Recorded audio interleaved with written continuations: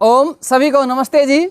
अब तक तो आप सभी ने यही सुना होगा, यही जाना होगा कि जब शरीर से धातु निकलती है तो उसी समय ब्रह्मचर्य नाश होता है और शरीर को हानि होती है।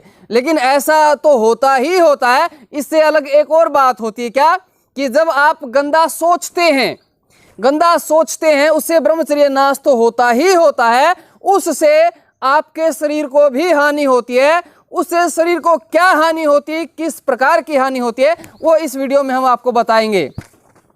देखिए, ब्रह्मचर्य नाश तो होता ही है, वो तो 8 प्रकार के मैथुनों में एक मैथुन था कि विषयों का चिंतन करना, गंदी बातें सोचना।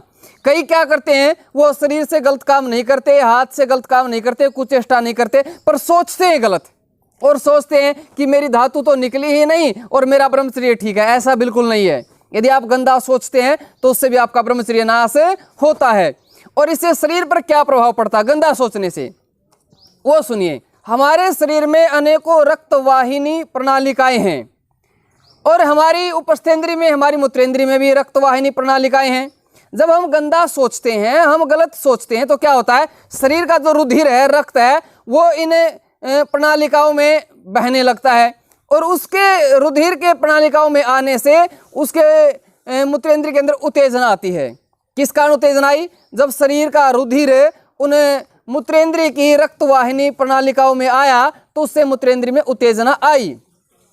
जब उसकी उत्तेजना समाप्त हो जाती है तो जो ये रक्त है ये शक्ति विहीन हो जाता है और ये जो शक्ति विहीन रक्त फिर शरीर में वापस गति करता है। ये गंदा खून फिर शरीर में गति करता है और ये गंदा खून फिर से शरीर में जाता है। तो फिर वहां पर ये गंदा खून जब शरीर में बहेगा तो क्या करेगा, शुद्ध रक्त पर प्रभाव डालेगा ये।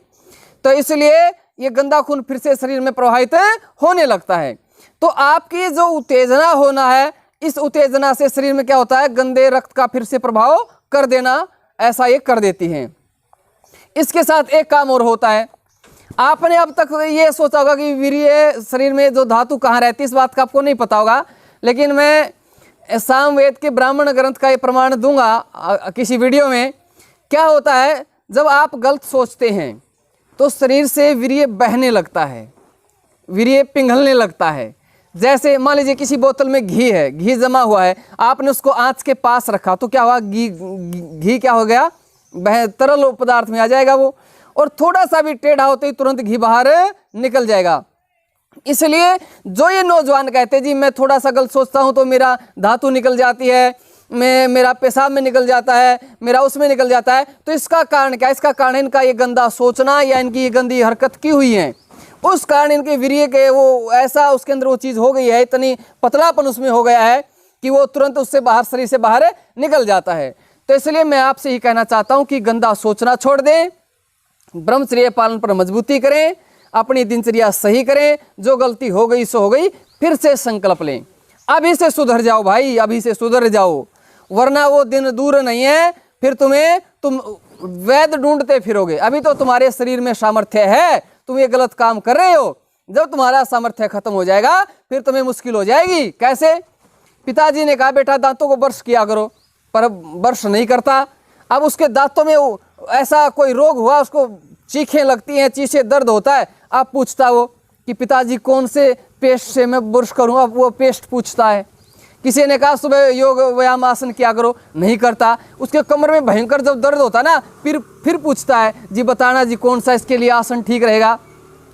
जो समय रहते संभल जाता है वो जीवन का आनंद लेता है, और जो समय निकलने पर फिर संभलता है, फिर कुछ भी नहीं बच पाता है। तो इसलिए मैं कहता हूँ अब समय है, संभल जाइए, ब्रह्मचर्य का पालन कीजिए, संकल्प लीजिए, फिर से नई शुरुआत कीजिए। और उम्मीद करता हूँ आप जब ये वीडियो देख रहे हैं, इतने तो संस्कार हैं ही आप में कि आप सुधरना चाहते हैं, जीवन में बदलाव लाना चाहते हैं, अपने जीवन को श्रेष्ठ बनाना चाहते हैं। बस जरूरत है एक मजबूत फैसले की।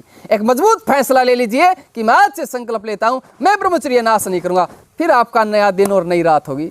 धन्यवाद। और कोई बात हो, कुछ कहना हो तो आप कमेंट में कर सकते हैं।